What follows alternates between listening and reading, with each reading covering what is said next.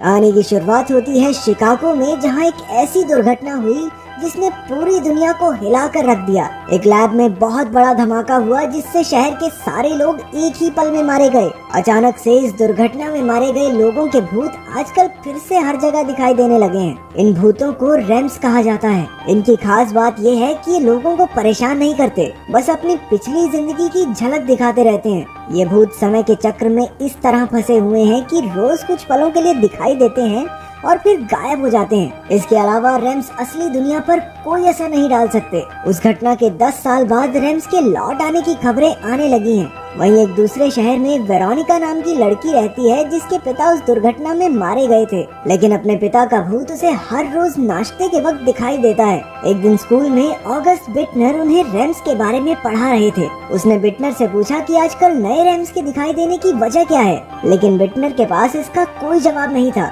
फिर लंच के दौरान वेरोनिका की नजर किर्क नाम के एक लड़के पर पड़ी जिसे रैम्स में काफी दिलचस्पी थी। सब जानते थे कि उसे पिछले स्कूल से निकाल दिया गया था, लेकिन ऐसा क्यों हुआ ये कोई नहीं जानता। शाम को वेरोनिका जमी हुई लेक पर आइस स्केटिंग करते हुए वहाँ अपने पिता के साथ गुजारे प्यारे पलों को याद करने लगी। अगली सुबह नहाने के बाद उसे अपने बाथरूम में अचानक एक नया रैम दिखा जिससे वो डरकर नीचे गिर गई। वो लड़का शीशे में देखकर कुछ लिखने लगा और फिर गायब हो गया। वेरोनिका ने देखा कि उसने लिखा था भागो। फिर स्कूल में भी अचानक उसके कान से खून बहने लगा, लेकिन डॉक्टर को इसकी कोई वजह नहीं मिली। वेरोनिका फिर से बिटनर से बाथरूम वाले रैम के बारे में बात करने लगी। बिटनर ने वेरोनिका को अपने घर आने को कहा और वहाँ वेरोनिका ने उसकी बेटी ईवा को देखा जो उन दोनों को नजरअंदाज करके चली गई। जब वेरोनिका ने बिटनर को वो बाथरूम वाला किस्सा सुनाया तो उसे यकीन ही नहीं हुआ, क्योंकि रैम्स असल दुनिया पर असर नहीं डाल सकते। तो आखिर वेरोनिका गिरी कैसे?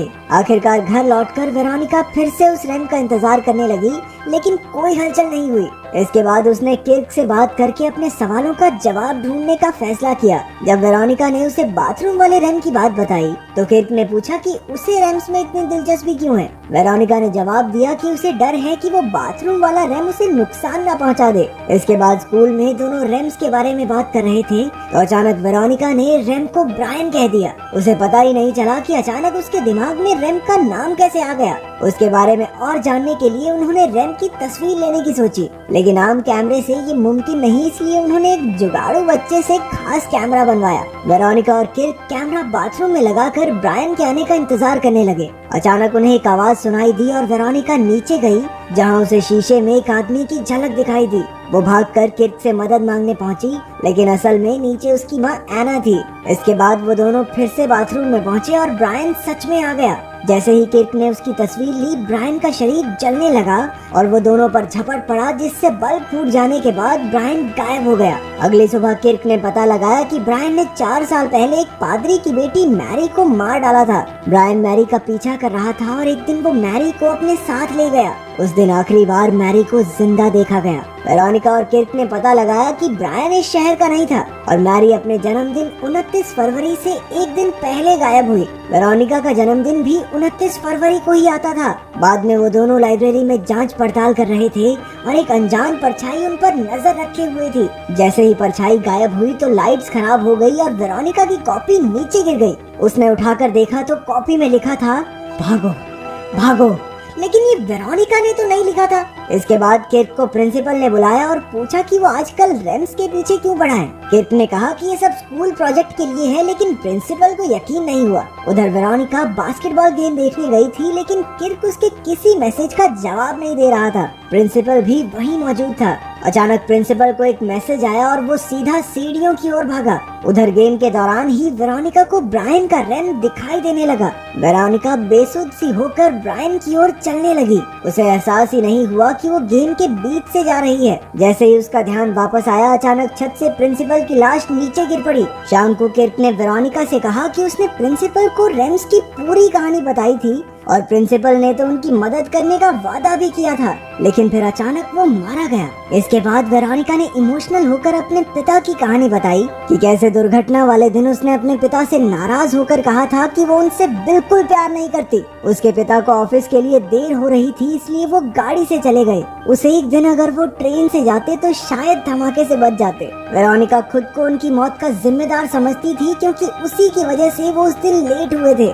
शर्मिंदगी की वजह से वो आज आज तक उनकी कब्र पर भी नहीं गई। किर्क ने भी बताया कि उसके पिता भी उस दुर्घटना में मारे गए थे, लेकिन रेम बनकर दिखाई नहीं दिए, इसीलिए वो उनके रेम को ढूंढता फिरता है। रात को वेरोनिका ने फिर से ब्रायन को देखा जो खिड़की से उसकी ओर बढ़ रहा था। वो पीछे हटकर एक जमे हुए तालाब में गिर पड़ी और पानी में उसे 2 लड़कियों के भूत और अजीबोगरीब चीजें दिखाई दी। आखिरकार उसकी आंख खुली और उसे एहसास हुआ कि ये सब बस एक बुरा सपना था। अगली सुबह एना ने वेरोनिका से कहा कि वो 28 फरवरी को एक इंटरव्यू के लिए जा रही है, यानी 29 को वेरोनिका के जन्मदिन पर वो नहीं आ पाएगी। जब उसके पिता का रेम फिर से आया तो किर्क ने देखा कि वो अपनी मौत से अगले दिन का अखबार पढ़ रहा था। किर्क ने 2 लड़कियों एमा और क्लेयर की खबर पढ़ी और उसे लगा कि वेरोनिका के पिता उसे कोई इशारा दे रहे हैं। उन्होंने पता लगाया कि वो दोनों लड़कियां भी 29 फरवरी को 1 साल के अंतर में गायब हुई थी। वो दोनों क्लेयर की बहन से मिलने गए जिसने बताया कि ब्रायन क्लेयर का बॉयफ्रेंड था। वो जल्द ही उसके साथ शिकागो में रहने वाली थी।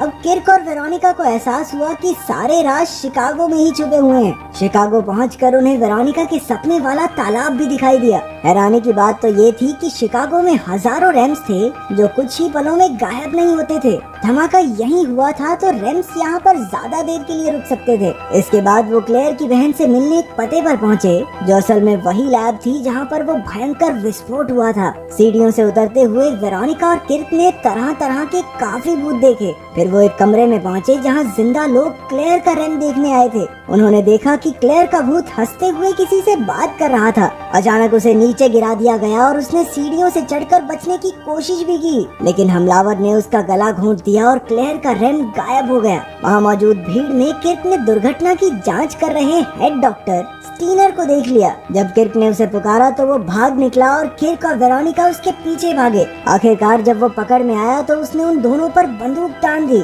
वेरोनिका ने भी गुस्से में कहा कि अपने सवालों के जवाबों के बिना जीने से तो अच्छा है कि स्टीनर उसे मार ही दे। इससे स्टीनर अपनी कहानी सुनाने को राजी हो गया।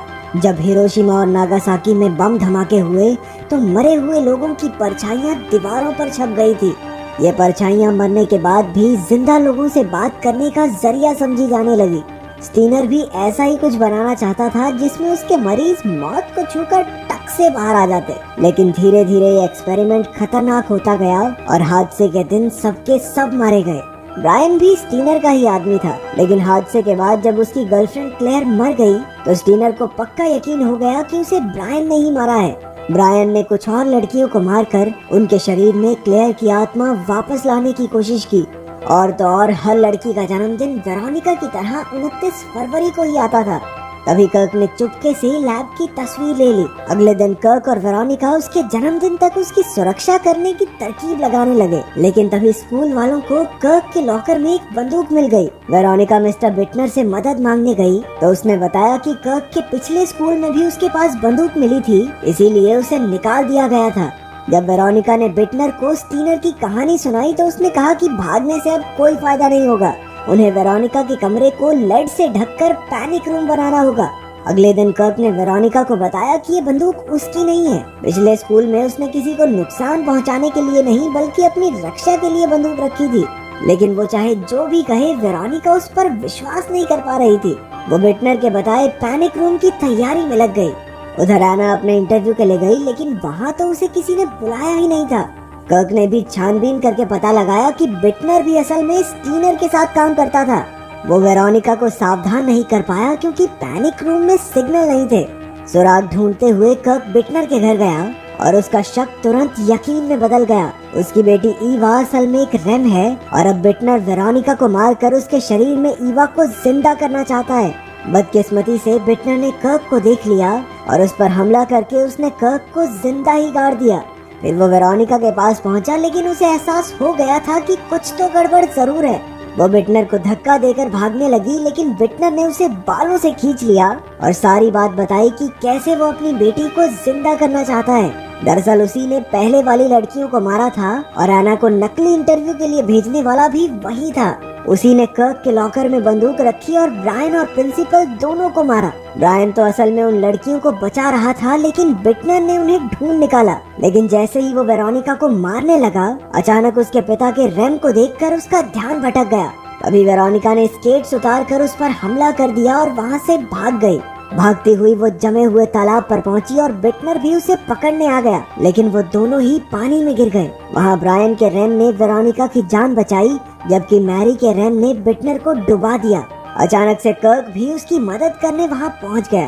कर्क के पिता के रैम ने उसे बर्फ खोदकर बाहर निकाला था। आखिर में कर्क और वेरोनिका ने असली सच दुनिया के सामने लाने का फैसला किया और हमने देखा कि बिटरमैन का रैम उन्हें दूर खड़ा देख रहा था। अगर वीडियो पसंद आई तो लाइक कर देना, चैनल को सब्सक्राइब कर देना। मिलते हैं अगली वीडियो में।